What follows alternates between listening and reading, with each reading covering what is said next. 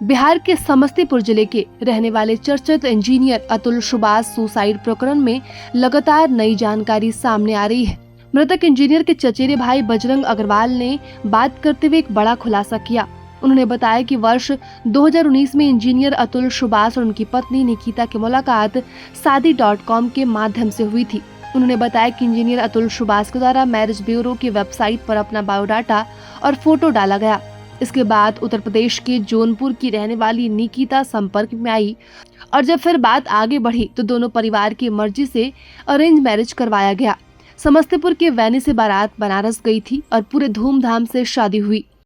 आपका नाम क्या हो गया बोलते हुए? बजरंग अग्रवाल। हाँ, क्या कैसे घटना हुआ? हम लोगों को 8 तारीख को सवेरे 9 तारीख को सवेरे अचानक हम लोगों के पास में टेलीफोन आया कि बेंगलोर में ऐसी ऐसी घटना हो गई।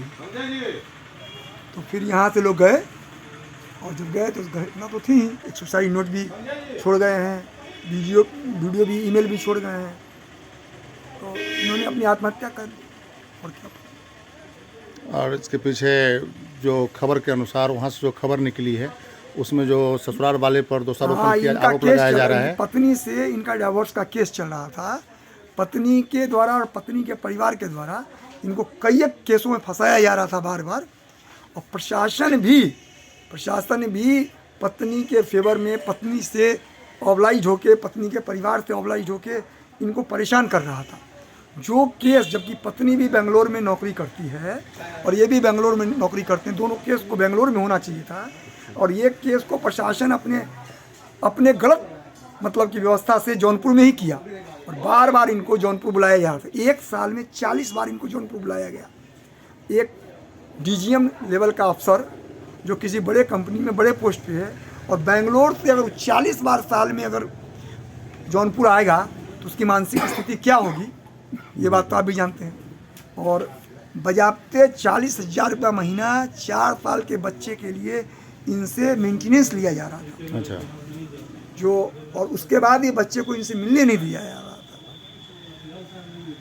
और बार बार इनको प्रताड़ित किया जा रहा था।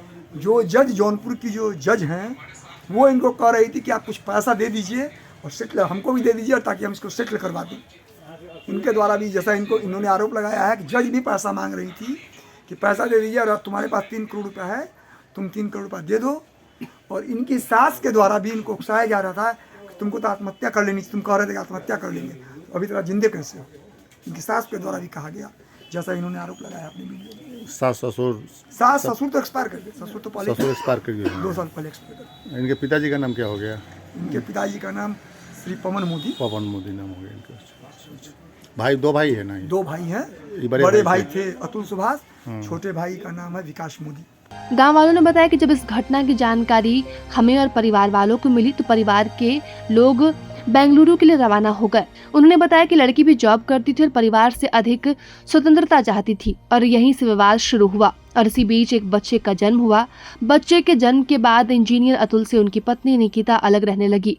उनको आप कैसे जानते थे अतुल जी को? जानते हैं कि बच्चे से यहाँ रहते थे, बच्चे से यहाँ रहते थे, पढ़ते थे, लिखते थे और कुछ काम धाम जता के यहाँ करते थे, कपड़ा का दुकान जी। तो जब सियाना हुआ ये अपना दुकानदारी मंदिर के सामने किए, दुकानदारी करने लगा और अपना बाल बच्चा को पढ़ाने लिखाने में सहमत थे। उनका कैसा स्वभाव था बचपन? बहुत बढ़िया स्वभाव था, दोनों भाई का बहुत बढ़िया स्वभाव था। कोई से बोल चाल नहीं, स्कूल जाना है, स्कूल से आना है, घर में खाना खाकर। बचपन में कभी गुस्सा आता होगा उनको? कभी कोई तरह का गुस्सा ही नहीं। अचानक ही हादसा हो गया।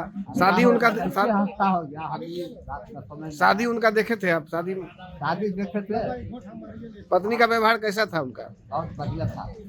अचानक पत्नी के कारण उनको आत्महत्या करना पड़ा। आत्महत्या करके बेचारा आज सबको आँख में आंसू आता है कि इतना बढ़िया आदमी कैसा फांसी ले। साहब के यहाँ कोई सवाल नहीं। क्या आप चाहते हैं इतना बड़ा घर नाले से सजा था तो इसका फैसला हो जाए और 5 आदमी उसको फांसी दिया। प्रभातखबर.com, विश्वास वही, रफ्तार नहीं।